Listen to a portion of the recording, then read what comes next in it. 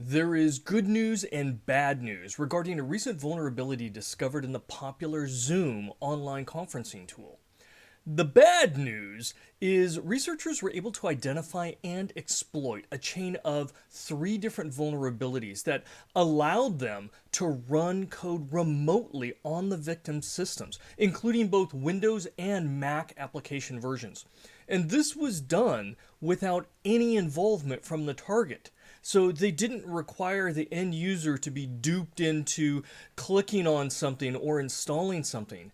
The exploit worked as long as the Zoom application was running on the targeted system.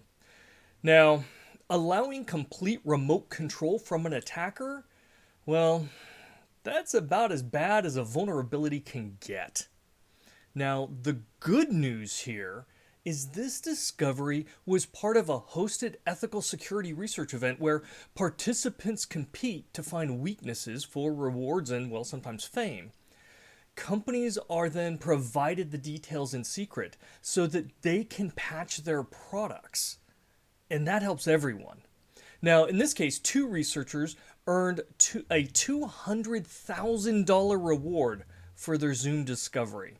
And I'm actually going to put their names right here because, well, I'm sure I won't pronounce them correctly. But my congratulations to them both on a job well done. Now, although these vulnerabilities are not patched yet, expect them to be closed before really any malicious threat actors get a chance to use them and do any harm.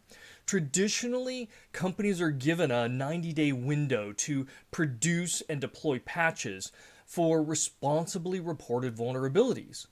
Zoom has already thanked the researchers for their findings and indicated that they are working on a mitigation. So it's good news for everybody, all those Zoom users out there, myself included.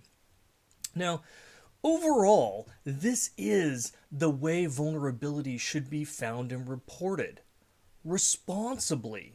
Companies that sponsor, support, participate in external research events are leveraging some of the best talent to find previously unknown weaknesses in their product.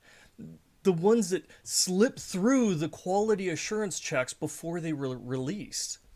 And researchers, well, they get financial rewards out of this, sometimes called bounties, and often they're recognized publicly for their skills and their beneficial contributions in making the products that we all use more safe.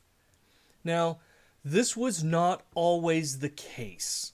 There was a time, not that long ago, that most companies absolutely refused to admit any vulnerabilities in their products and often threatened to sue any researchers who responsibly reported the issues to them. In fact, it was very difficult for vulnerability researchers to even reach out and connect with many companies. They didn't put numbers or email addresses or anything like that so that they even could report these issues. And rarely in those cases were there financial incentives, except for the black market.